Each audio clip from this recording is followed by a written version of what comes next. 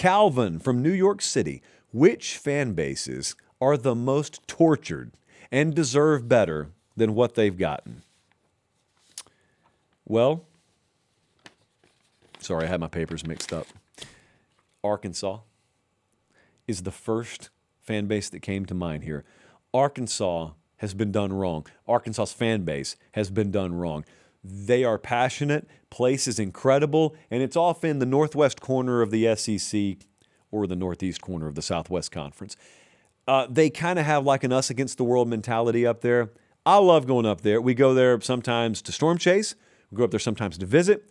We went there for the Broyles Award just a few weeks ago. So I'm in Arkansas fairly regularly. I know a lot of you have never been. A, don't knock it till you try it.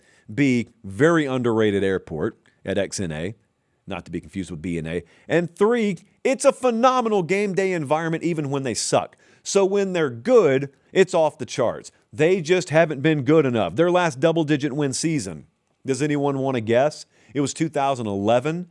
That was the very end of the Bobby Petrino era. In SEC play the last 8 years, Arkansas is 14-52. I'm going to repeat that for effect.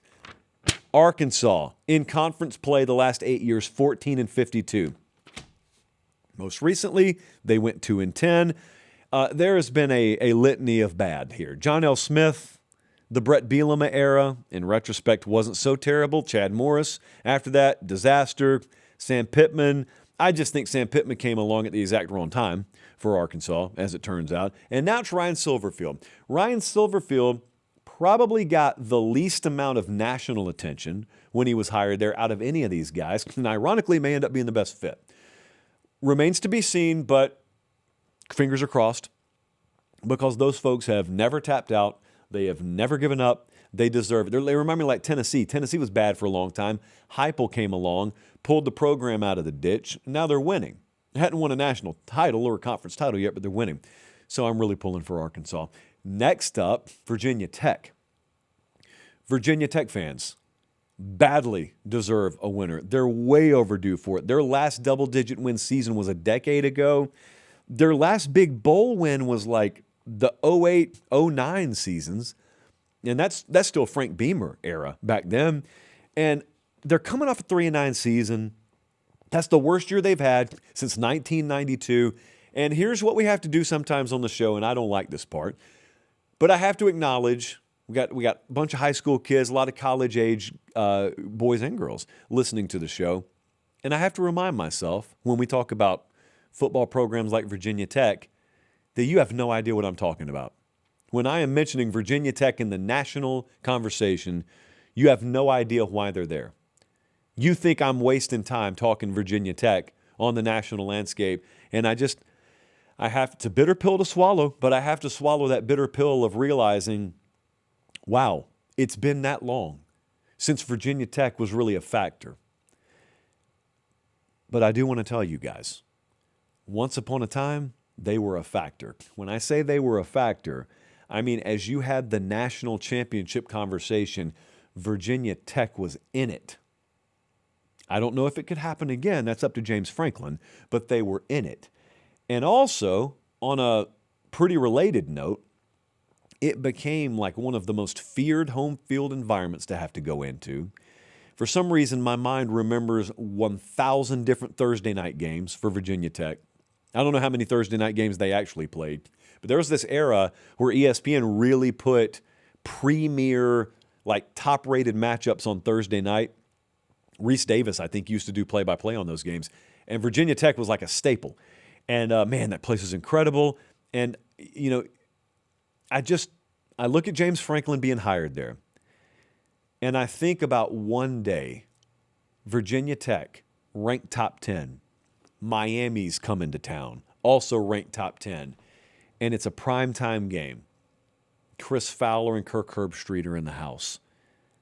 And we really get treated, in some cases for the first time, if you're younger, you really get treated to the idea, the experience that is Lane Stadium when Virginia Tech is nationally in the picture. It's a great time. We deserve it. They sure deserve it.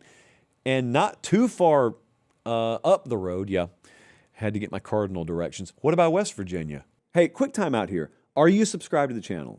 It doesn't cost anything. It's free. Please do it. It helps us maintain the show at this level. That's it. That's all I got. Back to the clip. You know, last spring, I was up in Morgantown, sat down with Rich Rod for the speaker series, and then afterwards, I had a little time before I was going to get out of there, so I just went out into the stadium, did some cardio. It was like a beautiful day. It was 75 degrees, and no one was in there but me.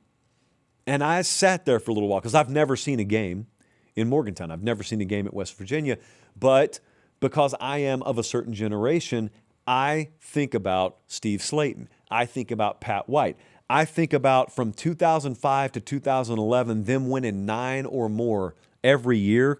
From 2002 to 2011, they won 8 games or more every year. So again, kind of like I was talking about with Virginia Tech, if you're 20 years old right now, it may not seem like it, but there was a period where if you were talking about the national championship picture, that Mountaineer logo was a staple on your TV screen. Anytime you're looking at those BCS rankings, they're a factor. They were within an eyelash in 2007 of playing in the national title game. And they hadn't had a top 25 finish. Listen to what I'm about to tell you. They haven't finished top 25 in any of the AP poll the last 7 years. That's not the mind-blowing part of this. This is worth a paper pop. West Virginia has not appeared in the top 25 in the last 7 years. I have to pause for effect. I can't believe that's true. Now, I didn't say finish. They haven't appeared at any point in the top 25 in the last 7 years. And really, honestly, what I'm hoping, Jesse, is I'm hoping we got it wrong. I'm hoping someone emails us and says, hey, actually in 2022 in week 9, they were in there briefly. It would make me feel better if we actually screwed that stat up. I don't think we did, though.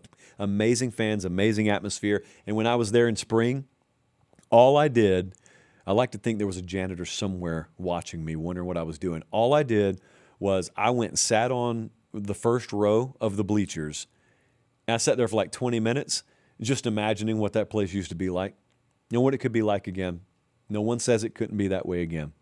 And lastly, team we've talked about already today, but I'll talk about them once more. Nebraska deserves it. Nebraska fans deserve it. We went up there for the Michigan game last year. We did a live show there the night before. This is my first time in Lincoln. It's my first time at a Nebraska game. I so badly want reasons to go back. And this is a third time in 3 mentions of a team that I have to ask, how old are you? Because if you're in your 40s or older, you've lived in a time where Nebraska was the premier team in college football. In the mid-90s, they were a powerhouse.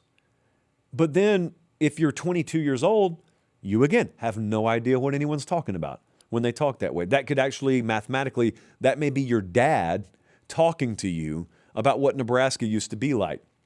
And like if you're 47 years old, that fact has really snuck up on you. If you live up in Kearney, Nebraska, or North Platte, Nebraska, you're 45 years old, you have lived through a dominant era, the golden era of Nebraska football, and your 19-year-old son laughs when you talk about it. It's a slap in the face.